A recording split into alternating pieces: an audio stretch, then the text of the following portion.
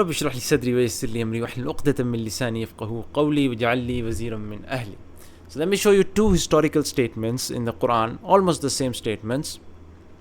However, one seems to be very humble and another seems to be very arrogant.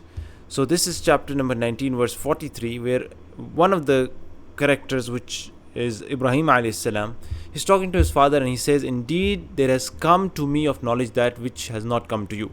Now Ibrahim alayhi salam says, indeed there has come to me. He doesn't say I myself have gained it. So there is a level of humility. He's saying it has come to me. Ja'ani min al-ilmi ma lam ya'tik. Knowledge has come to me. There is humility. And it says, indeed there has come to me of knowledge. It means min al-ilm, a part of knowledge. Not everything. I have not learnt everything, but a part of knowledge. So there is humility in this. However, if you go to, this is chapter 19 verse 43. However, if you go to chapter 27 verse 22, there's a bird talking to Solomon, and he says, the bird says to him, I have encompassed in knowledge that which you have not encompassed. Now there seems to be a bit of arrogance here. It says I have encompassed, meaning not part of knowledge but completely I know everything. And it doesn't say it has come to me. It says I have myself encompassed. So it seems arrogant. Now let's see the beauty of how these historical narrations, how Allah tells us these two historical narrations, and the beauty behind why one seems arrogant, why one seems humble. Now first of all, to see the narration which is humble, it's Ibrahim alayhi salam. So the first thing you see is it's a prophet of Allah. He knows the etiquettes, how to talk, and how to, he does not want to associate something with him that is befitting of Allah. He will show humility, right? He's a prophet of Allah. The second thing is he's talking to his father. He must show humility, very high character, because he's talking to his father.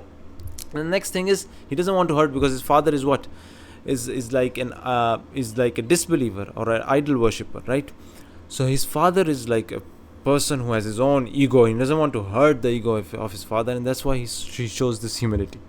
And in generally, he's kept a light tone. Oh my father, why do you worship? He doesn't tell him don't worship. So why do you worship that which does not see and hear, right? So he must keep that light tone, because he doesn't want to hurt his father's ego or his negative ego, whatever that is, right? So he keeps it light. He's talking to his father and giving him a da'wah.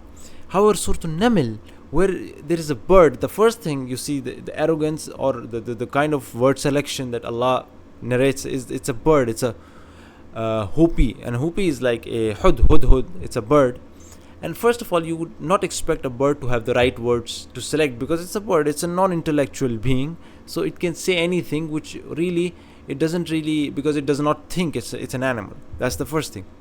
Second thing is it's talking to Solomon, and Solomon has just said about hoopoe in the previous couple of verses, why do I not see the hoopoe? He took attendance of the birds and said, why do I not see the hoopy? Or is he among the absent? And I will surely punish him with this fair punishment or slaughter him. Now it's unless he brings to me a clear authorization, something very, very big and clear.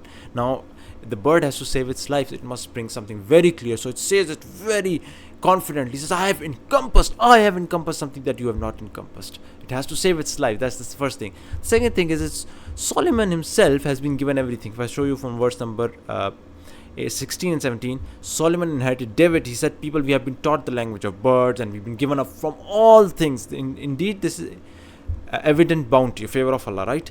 And gathered for Solomon were his soldiers of jinn and men birds. He was given everything. But of course, he's a prophet of Allah. He knows he does not have to boast or be proud or arrogant. But yet Allah trains and educates his prophet, and it's a way to humble and teach his prophet humility, that even a bird knows something that you do not know. So that's a way. So subhanAllah, each in its right context, Allah narrates history in both of these situations. One, a prophet of God talking to his father, and another, a bird talking to a mighty messenger, Solomon, right?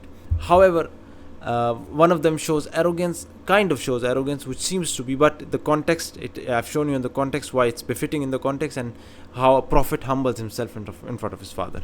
So this is the beauty of the Qur'an, even narrating history using correctly narrating history using language. So may God help us appreciate the beauty of the Qur'an and give us conviction in the Qur'an as the word of God. Subhanakallahumma wa bihamdika ashhadu an la ilaha illa anta astaghfiruka wa atubu ilaik.